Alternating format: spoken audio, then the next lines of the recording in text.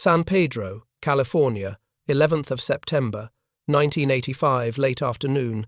Light glints off the Pacific as a tanned 64-year-old tennis instructor steps before network cameras and a circle of reporters. Dennis Wiles smiles, once then lets the smile fall away. The name Dennis Wiles, he says, died years ago in a lumber camp. The man standing here is Georg Gaertner of the Africa Corps prisoner 81G312 last seen, crawling under the wire at Camp Deming, New Mexico on the night of 21 September, 1945. 40 years without detection, 40 years of paychecks and tax returns, 40 years of skiing Colorado powder and teaching forehands on California clay, all under a borrowed identity no government ever questioned. Newspapers will soon call him Hitler's last soldier in America. The cameras move closer. Georg Gaertner waits calm for the country that once guarded him with rifles to decide what it intends to do with him now.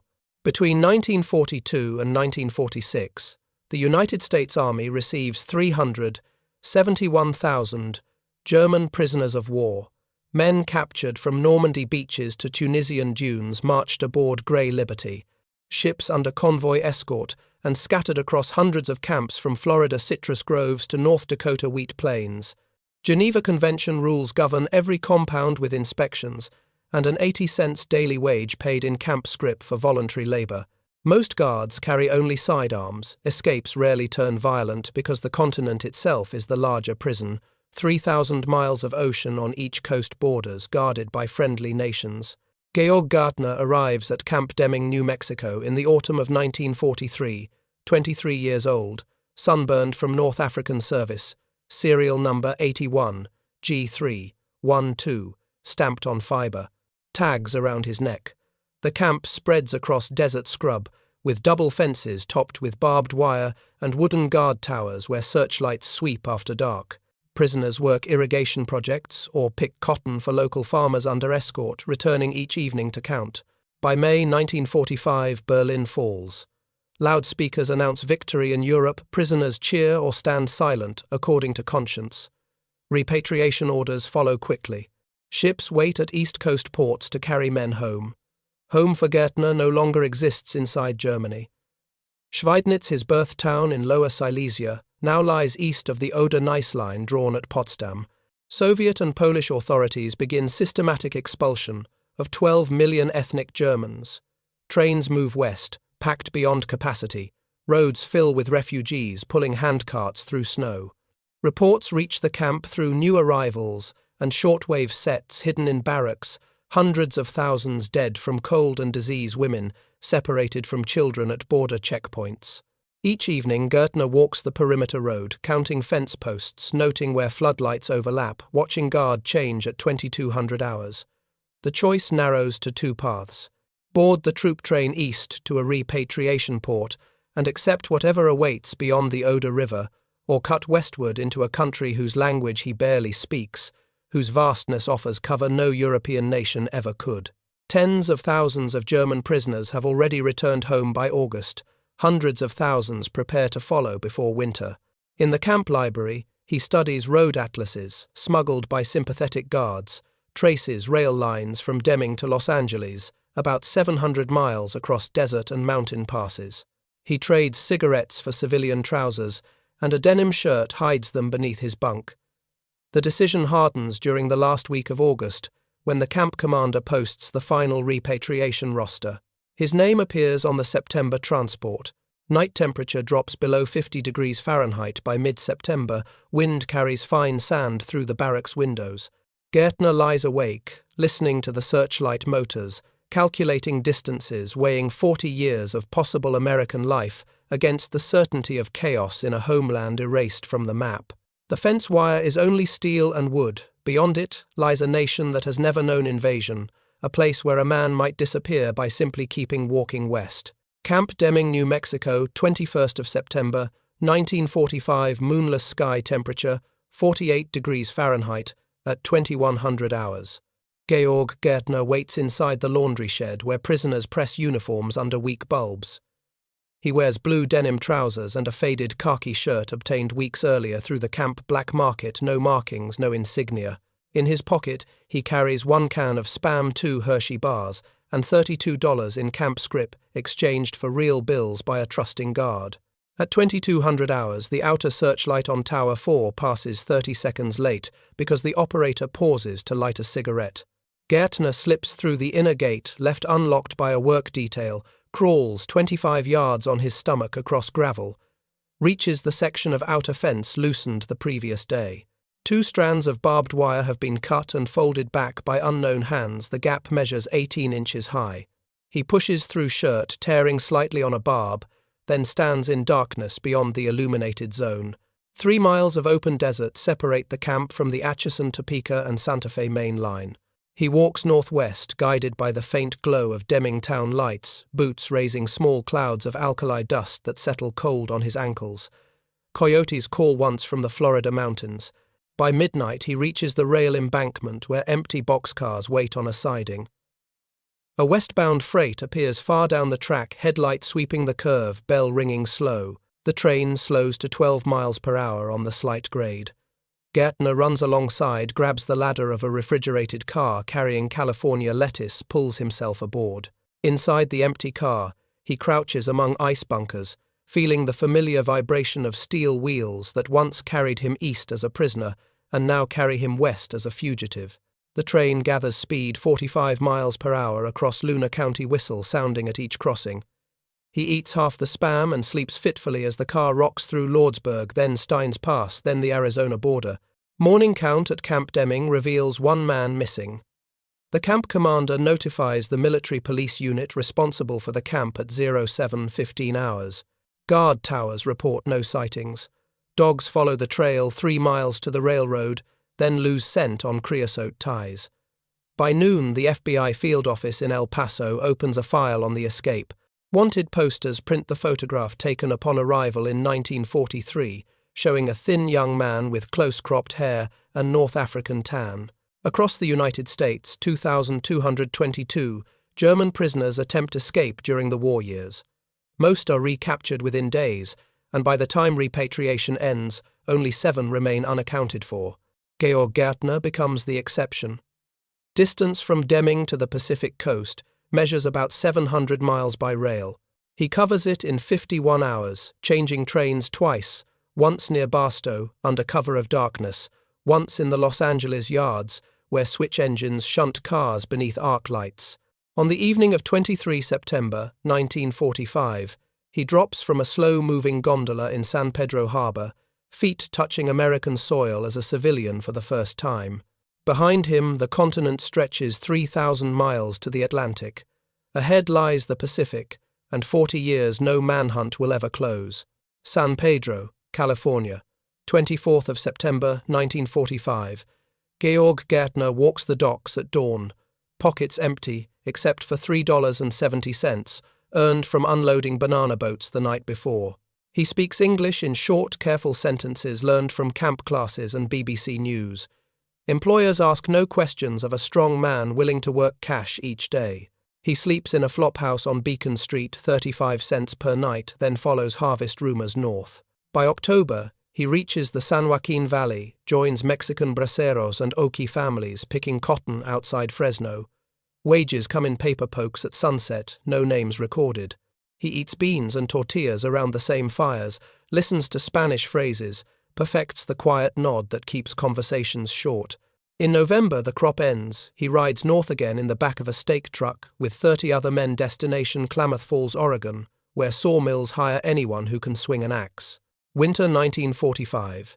He works as a choker setter in second growth pine, 12 hours per day, paid $3 per 1,000 board feet.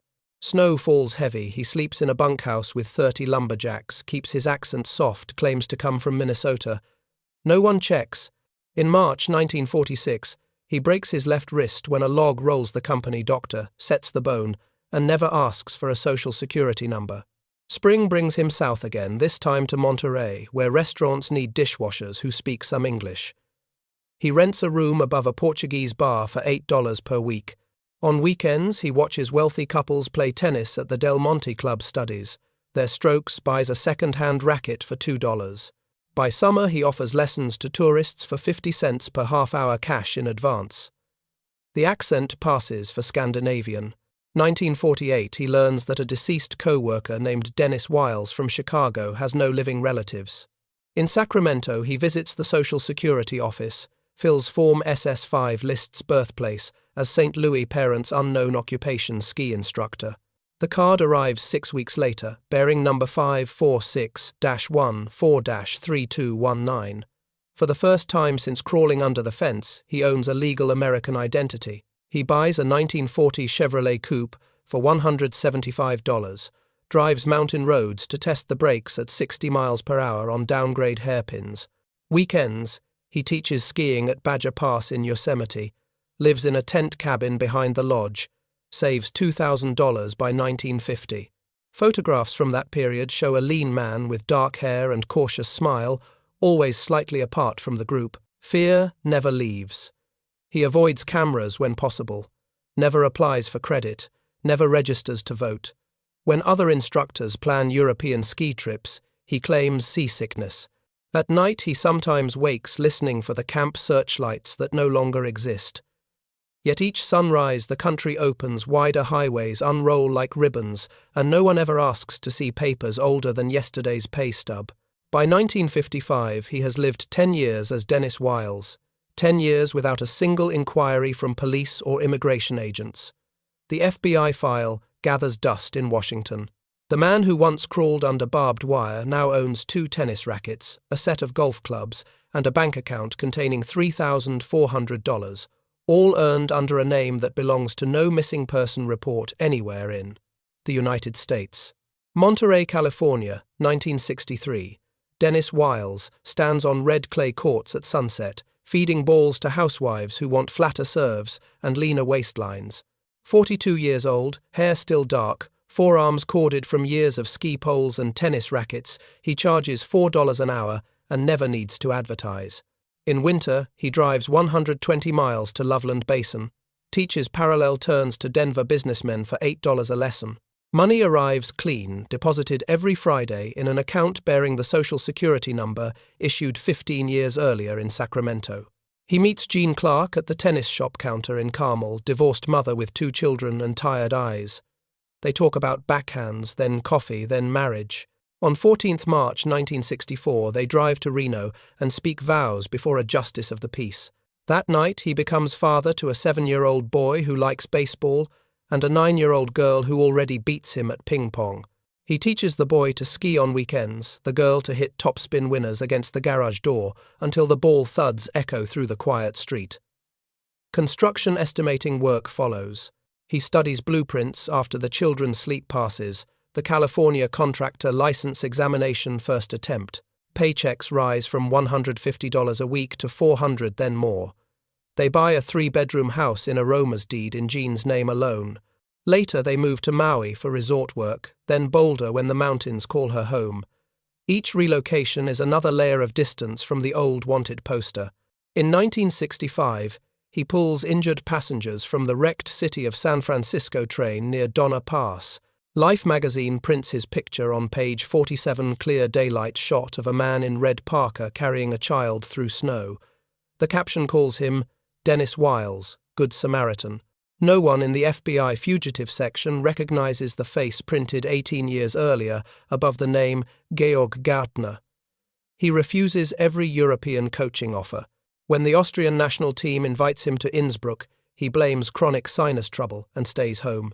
Jean notices the refusal to fly overseas, the absence of childhood stories, the way he never removes his shirt at public pools.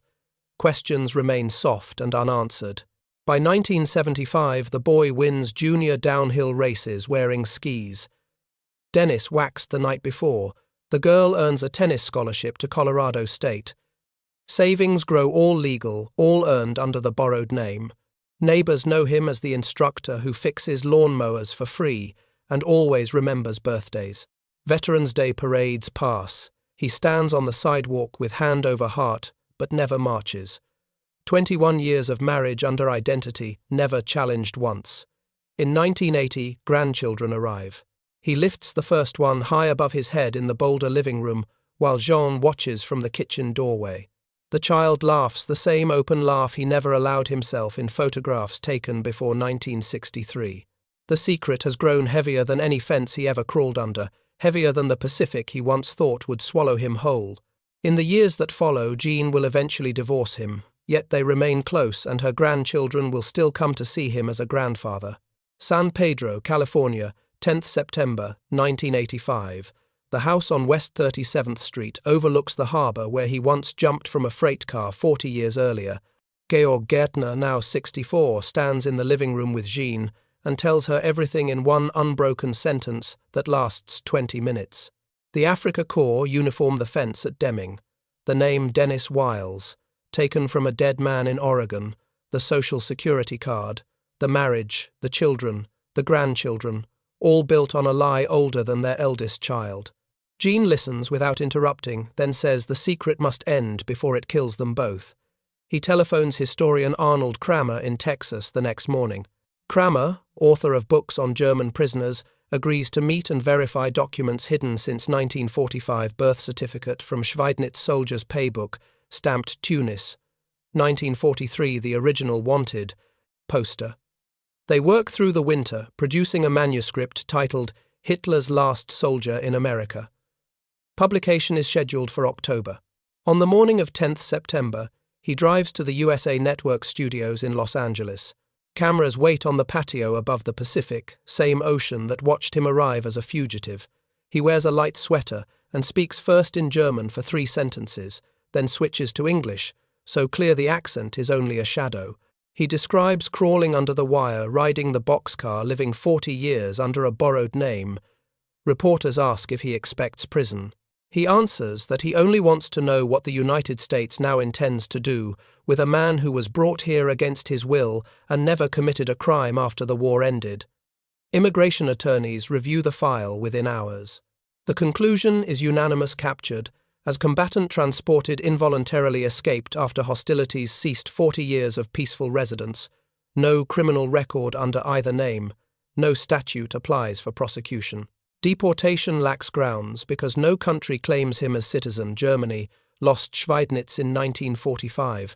Poland never granted citizenship. The United States already holds him. The FBI states on record it has no further interest. 0 criminal charges filed after 40 years at large. That afternoon, the networks broadcast the surrender live. Viewers watch a calm man in his 60s explain how he learned to love the country that once guarded him with rifles. Newspapers print the old wanted poster beside recent photographs. The face is the same, only older and unafraid. Letters arrive by the thousands, some angry, most grateful that one more ghost of the war has chosen to speak. Jean stands beside him when the cameras stop. She takes his hand the way she did in Reno 21 years earlier, only now the hand no longer trembles. The stone that sat in his chest for 4 decades dissolves in the September sunlight. For the first time since crawling through desert sand, he breathes as a man whose name and life finally match. Denver, Colorado, in November 2009. Federal courtroom on 19th Street, 88-year-old Georg Gaertner stands among other immigrants and raises his right hand. The oath he speaks is short, yet it ends decades of living under borrowed identity. A federal judge pronounces him a citizen of the United States. Jean watches from the front row, eyes wet, holding the same hand she held the day he confessed.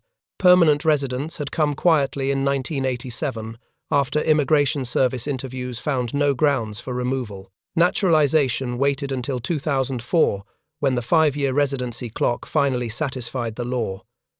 Paperwork moved slowly through security checks. Old army files surfaced, then closed again. No objections appeared. He chooses to keep the name Georg Gaertner on the certificate, the first legal document in America bearing his birth name since the prisoner tag stamped in 1943. Friends now call him both Georg and Dennis without confusion.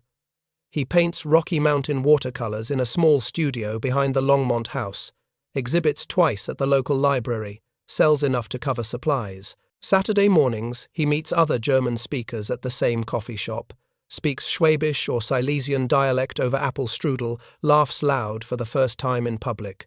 Grandchildren grow up knowing the entire story. The youngest calls him Opa Gaertner and asks to hear again about crawling under the fence. He tells it without drama, the way another grandfather might describe walking to school uphill both ways. Jean's health fades slowly, and even after they separate, he remains close to her and to her family. After her death, her ashes are scattered in Colorado. On 30th January 2013, he dies quietly in the Longmont house, 92 years old, surrounded by paintings and family photographs that now include both German and American flags. The obituary in the Denver Post runs under the headline, "Former German POW, longtime Colorado resident." Among 371,000 German prisoners held in the United States and 2,222 recorded escape attempts. His remains, the only case that ended not in recapture, but in citizenship. The boy who once feared repatriation to a lost homeland now rests in Colorado under a stone that bears his name, and years with the simple dates, 1920 to 2013. The country that received him first as enemy, then as fugitive, finally as one of its own, closes the longest escape in its history with full honors.